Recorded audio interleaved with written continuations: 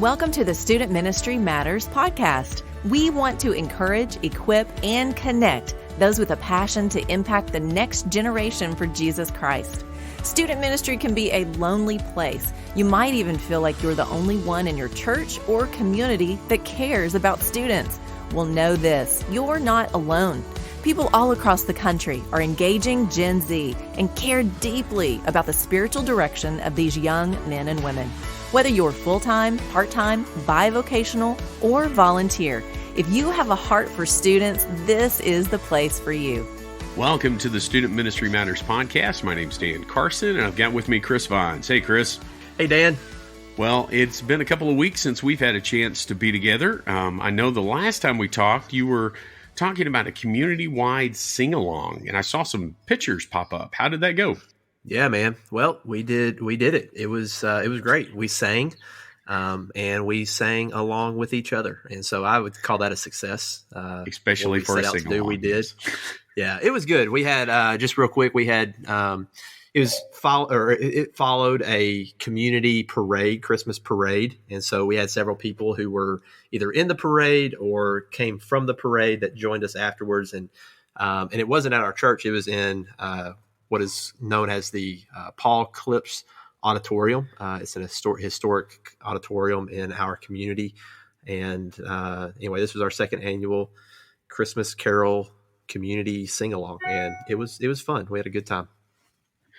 Well, I love just the whole concept behind it. It's something in the community. It's not tied to your church building. It has a chance to reach out and love on families and provide something for families. So it's just a fantastic thing. Like I said, I saw some pictures on social media and loved seeing that. Since we last talked, I had a chance to go to CBC's Christmas music concert, and they did a great job as well. That's cool. Before we get into our conversation today about being a woman in student ministry with Heidi Sorrells, let me share about our podcast partner, Central Baptist College of Conway. Central Baptist College is engaging, inspiring, and challenging. And so if you have a student who is looking for some direction and that next step in their vocational life, Central Baptist College is a place for them. They have professors who love and care about their students and want to pray for them and with them. It's a great place. My daughter is in her third year, finishing up this first semester. I think this week we're final. So be praying for Central Baptist College, those college students. But you might be a student yourself. Maybe you didn't finish your bachelor's degree and you'd like to go back and do that. I'd encourage you to reach out to cbc.edu. They have what's called a PACE program that is designed for those that maybe have a few hours but would like to finish up a degree. And you can do that from your own home. It's online. It's a way for you to do that. So again, cbc.edu. Well, as I mentioned, we have Heidi Sorrells with us. Heidi is the ministry director for students at South City Church in Little Rock, Arkansas, with Pastor Drew Klein. She also serves with the BMA of America Missions Office as their pastoral advocate. Did I say that right, Heidi? Pastor advocate, yes. Pastor advocate, thank you. Well, I am thrilled to have you on the program, Heidi. Thanks for having me, guys. Hey, I'm thrilled too. Thanks, Chris. Don't leave me. Yeah. Glad you're here, Heidi. I'm glad to be here too, you guys. Thanks for having me. Well, I've known Heidi for these past few years. She serves on our board, our committee for Student Ministry Matters, in addition to these other roles that she has within her church and our churches. And so it's just exciting for us to have her on the program today. And we want to talk about a few things, but we've got to start with just we used to call them random questions of the week. We haven't done that in a while, but we've got you on here, so we're going to ask you a question. What is your favorite Christmas goodie? What do you like to eat at Christmas time? I'm all about the sweets. So pretty much anything sweet, but I really love fudge.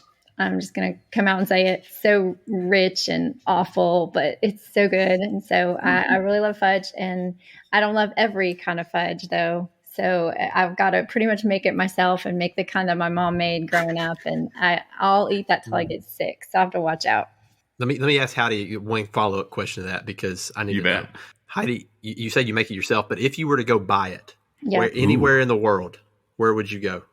See, I have never found fudge that I bought that I liked. I'm just going to be honest. So you're a fudge snob. I'm a fudge snob. I've never thought of it that way, but I am Nice. a fudge snob. That sounds Hey, cool. that's okay. That is okay. That is okay. That's And good. their Well, fudge is way better than mine. I just have a kind that I'm used to, and I don't like Yeah. it, a certain way. nothing wrong with that. And leave those Nothing wrong nuts with out. that. Leave the nuts out too. Yeah. Hey, I'm with you there. Absolutely. Dan, answer your question quickly. Goodness, my favorite Christmas goodie. I'm gonna go with the Little Debbie Christmas tree. That's a good one. That's Yeah. a good one. Pre-bought, or pre-made, but Yeah, that's a Little good Debbie one. Christmas tree. And if I like- anybody out there is wondering, I do like the chocolate ones. The white ones are good too, but I like the chocolate ones. Those are good. My kids like them. Well, my mom makes. It's not a hard thing to make, but the white chocolate covered pretzels. I love those things. I could eat them by the bucket load, and over the years, I probably have. So, Heidi, you've got kids in the house, some that are a little older, some that are younger. What's the favorite thing that you make? Is the fudge on the top of their list, or what do they really like? Yeah, they do. I mean, a couple of them really, really, really like my fudge. But they also like the cookies that I make. So I make some pretty good chocolate chip cookies. Those always kind of make their way out a lot during the year, but they just have to, they have to pop up at Christmas time too. And then I don't know if I believe you, by the way, Heidi. Oh, you're gonna have to prove. You're gonna have to. Yeah, you're gonna have to prove that. Yeah, I was gonna say. Well, and then also I finally learned how to make really good cinnamon rolls because I'm a cinnamon roll snob too.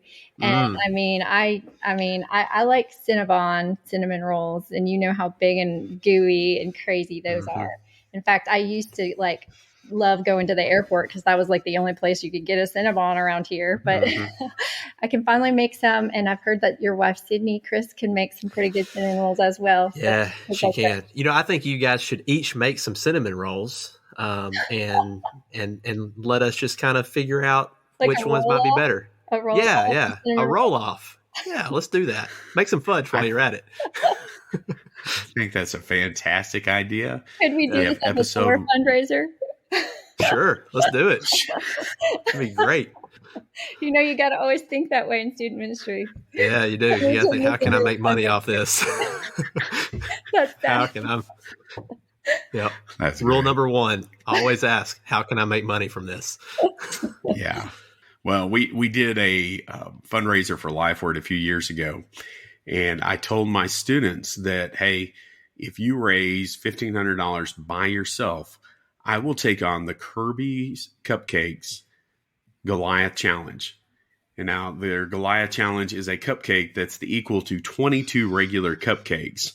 And you have 30 minutes to eat it. And needless to say, I did not finish it in time. However, I surprised one of my big football playing students, and he demolished that thing. So he's on the wall of fame at Kirby's Cupcakes and Rogers.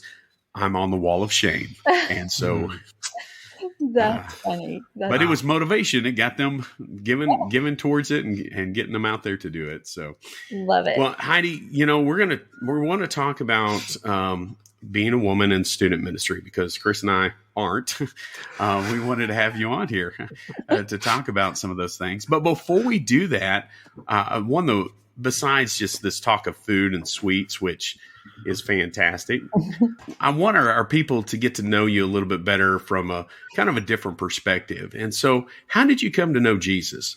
So I was saved when I was 9 years old, and baptized when I was 12. But it was within a religious construct that was very legalistic and a very set apart outwardly. So as women, we all wore dresses and had long hair and no makeup, and we didn't meet in a church building. We met in homes. And so there were some really great, simple things about that and growing up. But there were some hard aspects too that I had to grow and come along to know as God grew me. But I truly was saved at 9. I felt the Lord speaking to my heart and was in the Bible, and thankful that my parents I was raised in a home where my parents made that important. And so that was kind of my early beginnings. They're a little different than probably most people, but that was my early beginnings, walking with the Lord and being baptized in a little river with a train going by in the background when I was 12 years old. Yeah, that is a little bit different. I know that when I was saved at a little church in Missouri, White Oak Grove Missionary Baptist Church in Potosi, Missouri, a couple of weeks before I got saved, a gentleman wanted to be baptized in the river. Well, this was December in Missouri. I had a lot of pause about accepting Christ during that period, if that was going to be the same case for me. I did not want to drown and freeze in a river. However, we did have a small baptistry in that church, and so I didn't have to do that. But what you described is probably a little different than many of our listeners experienced. You know, a great follow-up for me is, how did you end up in ministry? You're serving as the ministry director at South City, working with students. Then you're also involved with the BMA of America Missions Office. How did you end up in ministry from a place like that? Yeah. Well, it was quite a road. And I look back and see God's goodness and God's grace all along the way. I guess to kind of tie my childhood into my adulthood, I'll just move us in that direction by telling you that it really took me moving away from home and being on my own. So I'm from upstate New York and I'm in Arkansas. So really moving far away from home and beginning to figure out what walking with Jesus looked like as an adult. And by God's grace, he led me to church and the reality of grace and what gifting and serving in the body of Christ looks like. And so I'm so grateful for that. But I really didn't get called to student ministry until I was a mom. So that's probably pretty unusual too for a lot of people. Before that, I was a piano teacher. My background's in music, and I was a fashion stylist with a talent agency, and later for the internet department with Dillard's. So I've done a lot of different things, but in ministry, I served with the worship team. So piano playing and keyboard playing and connection team ministry. I did a lot with that, women's ministry and prayer team ministry. So that was kind of my background in ministries before student ministry came on the horizon. But I remember being so convicted as a young mom about how I was seeing moms raise their daughters really in our culture and in our society today. And it was just really breaking my heart. I was seeing, all these moms that were kind of slaves to what the culture standards of beauty say, and being kind of slaves to relationships and maybe coming out of multiple divorces. And so just seeing a lot of my kids' friends growing up in these homes where their moms were really not strong role models for what it would look like to walk with Jesus as a young lady and to be confident in that identity. And so my heart just really began to break for these young women. At that time, our church was going through Proverbs, and I just remember being struck by all of the truths that you find there about even just the young men being lured away and just the voice of wisdom that we do need to listen to. And so God just really began to put this prompting on my heart to do something. And, and I'll say that men and women may be called to ministry in some different ways, but as a woman, I think there are lots of places that you can be a leader and that there truly is this prompting that God can put on your heart, and it becomes pretty unmistakable. So, I just couldn't get away from it. And I was reading all the books I could read on just even like the topic of purity and what it would mean to help young women learn how to walk in that, and why they should even want to. If their mothers weren't teaching them, was there a way I could teach them? And God just put a call in my heart to go out into the community and start some Bible studies with with teenage girls in the community. And I just remember advertising those in different ways.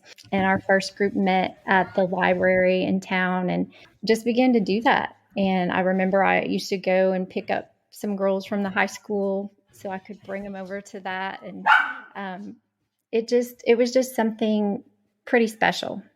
And I didn't feel like I was doing a whole lot, but that I was being obedient to what God had called me to do during that time.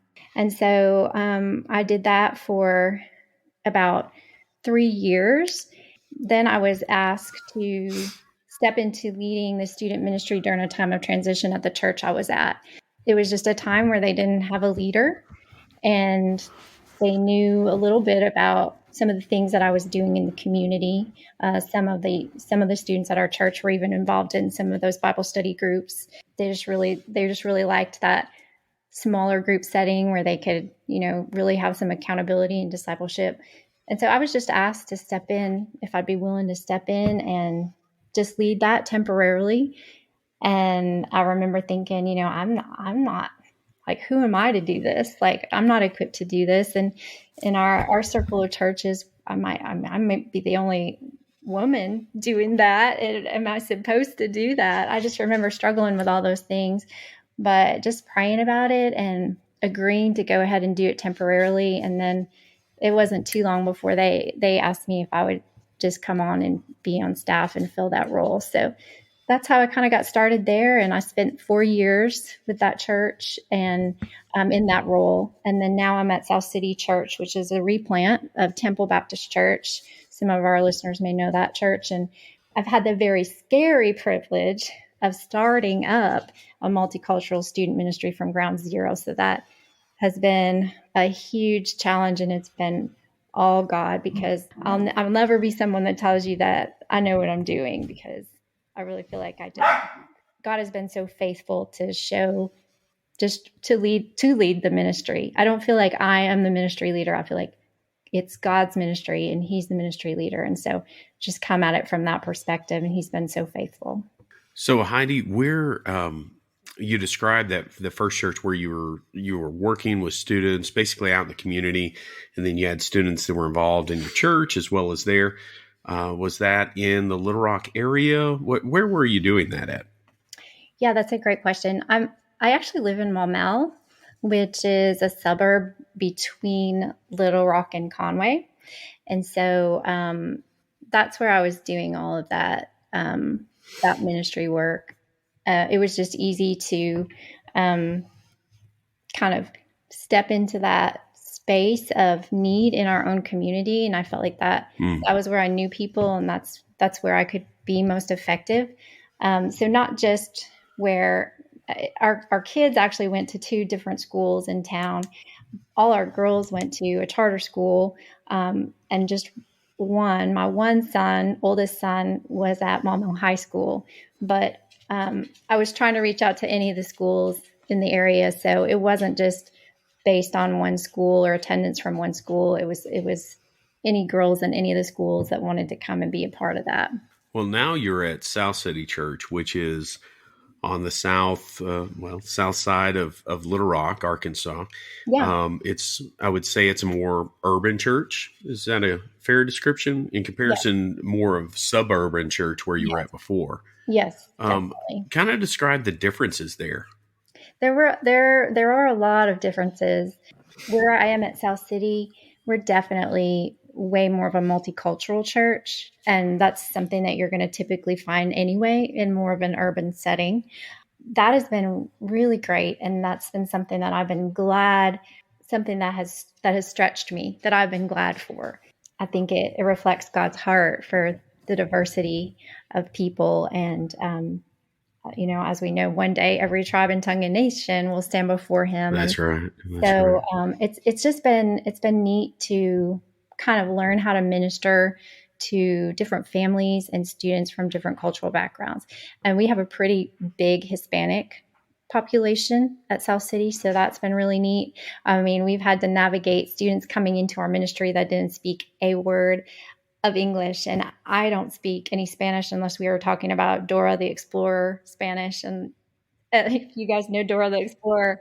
I mean, that's I really do. basic, rudimentary Spanish. So I'm not much help there.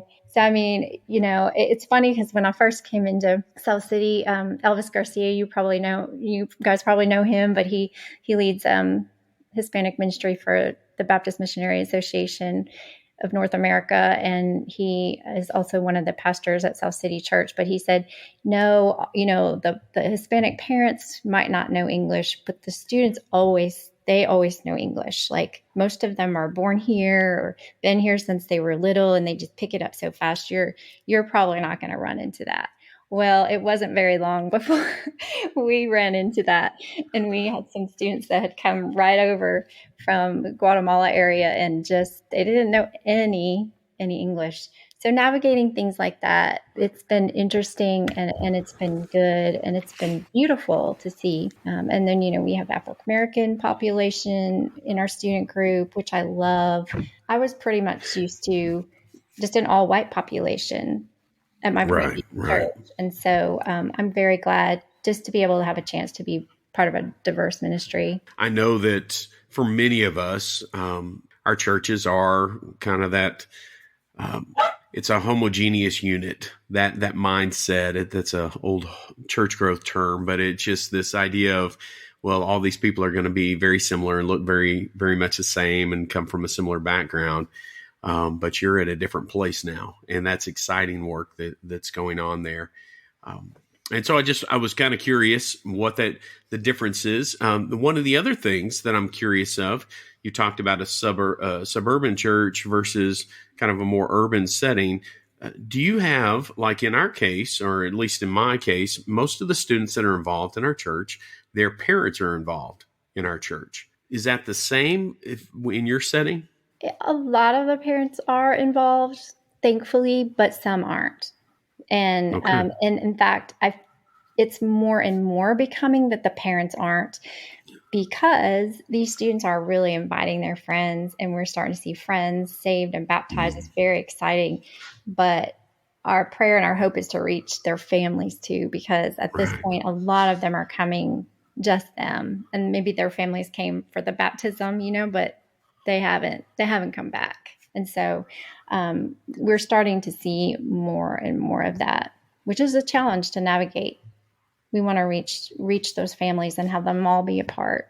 So you mentioned something as you were talking about becoming a new mom and looking at ministry, maybe even a little bit differently than you did the years before that. Share a little bit more about that. What did it mean to you, or what prompted kind of that change in mindset as you looked at the needs of your kids and the needs of the kids that are in the community? Well, I think one of the things that prompted it was just kind of realizing that I had never really had anyone to pour into me when I had been that age, to give me really foundational biblical information about why God says to live a certain way, especially in the area of purity and holiness, which in some instances, it seems like everyone wants to skirt around. So I was very focused on that. I was seeing the destruction that sexual immorality was having on homes and marriages and children and children of divorce and just relationships in general. It was really breaking my heart. I wanted to be a voice, if I could be, in even if it was just one student's life, to say God has very good reasons for what he's laid out in his word. And there are really good reasons why he wants you to live a certain way. And he has a perfect design. And so I just wanted to see if I could speak into that at all and help, because That's great. Even now you look around in culture and there's just so much devastation from this idea of find your own truth and be your own person. And again, a lot of it revolves around that area really of purity. And it boils down to, what do people really think about God? Just wanting to be a voice in that arena, because I wasn't hearing it talked about a lot, even in church, So wanting to be in these smaller conversations with girls and being able to have those kind of real, accountable conversations and give them some biblical truth to stand on. So that's really kind of what changed it for me. I was saying, what do I wish I could have had in my teenage years in my life? And can I be that person to somebody else? That's what initially began to change it all for me. And then God gave me a greater circle of influence, which I wasn't definitely asking for and scared me to walk into. But he gave me a greater circle of influence where I was able to even minister to boys in a right setting, also by bringing on other leaders, male leaders, to be on my team, where we could also begin to resource and equip and encourage young men to live in this way as well. Heidi, you know what I love hearing you say? It's just a simple, I want to be obedient to Jesus, where he has me with what he's given me.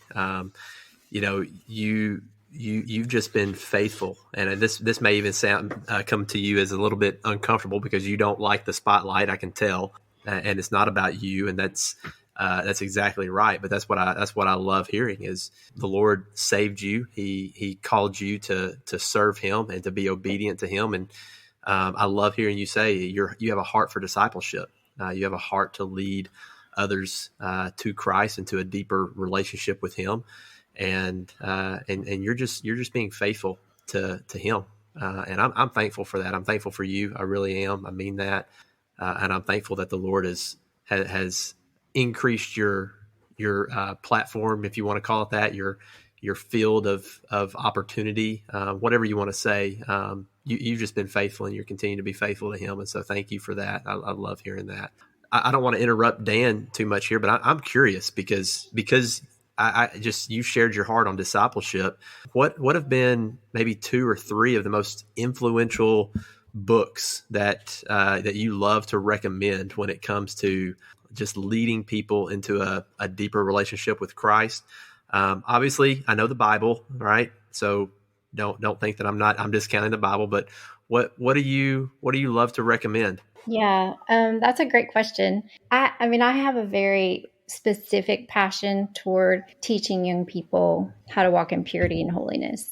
And so I'm often trying to teach on that and bring an awareness to that. And let's not keep this hidden, and let's not have these conversations. Let's not go there. I will tell you a book that I've found recently. In fact, we're going to be using it in a series coming up starting in December.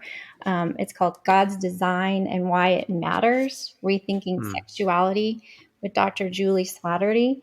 And this is a great book. It's basically sexual discipleship, if you will, which I think is so needed among our teenagers.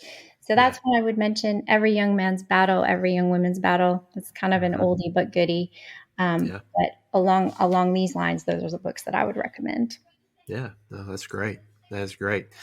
I got a little bit more fun question too. Right, my questions aren't super deep, but do you get giddy when you see a spreadsheet? Are you type A? Yeah. Do you get giddy? Do you get excited over spreadsheets, or do you get stressed? I get stressed. I think it's because I'm a musician, and I'm at heart, I'm a creative.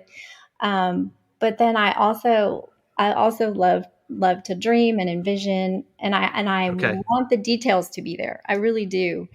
But I'm a list maker. I will make my own spreadsheet with a ruler and some markers. That's more me. So you do like the straight lines, but you want to be kind of creative within those straight lines. Yeah, definitely. Yeah, no, that's good. That's good. I just think that tells a lot about a person, and I like. I'm not going to say that I get giddy over a spreadsheet, but I do like seeing some good spreadsheets out there every now and then. I'll admit that. So I like asking.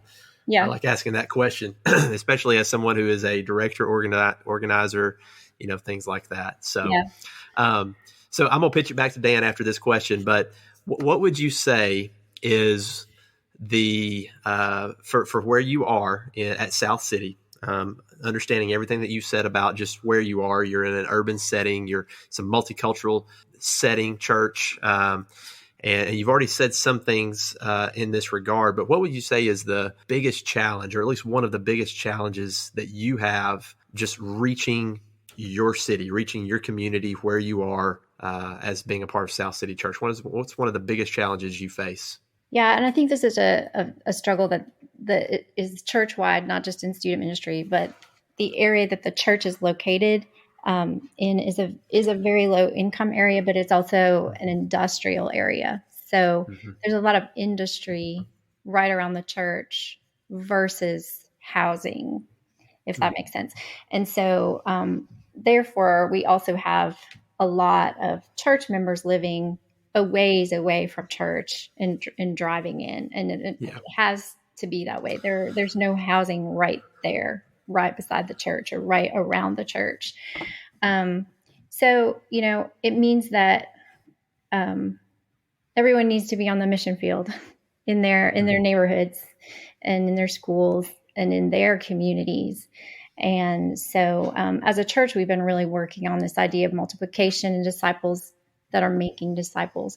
But we're also trying to do that in student ministry itself. And so just trying to disciple these students to help them be on mission in their community and be a light and to be equipped to disciple someone else, whether it's a younger brother or sister or a friend that either needs Jesus or is just coming along in their faith. And so we're starting to see that, but discipleship is always challenging. I think you guys would agree with that. And so that's our biggest challenge right now. Yeah. That's so good. It's good that you say that, because I think we're going to have several of our people listening to this and they're going to say, you know what? Well, I'm a country church. I'm a small country church. We're very rural. We're not urban. So what can I gain from this? But I was wondering if you were going to go there, because I know a little bit about your church. We could spend a whole episode talking about the history of Temple or South City now. You said South City is a replant of Temple Church. That has a whole backstory to it. But so knowing where you are, I think it's good for all of our listeners who are in rural areas to hear that, because you're not landlocked. But like you said, one of the difficulties is people getting to your church. And in a rural setting, if you're a small country church, we have the same issues sometimes, because you're a little church, maybe in the middle of maybe nowhere, and then people are coming from distances from houses. And so youth groups don't tend to be super big. And so your focus is you certainly want more people to come, but you also know that that's not always a possibility, because they're not going to walk 20 miles and let's just face it, as much as we'd love to go pick everybody up, we can't pick everybody up.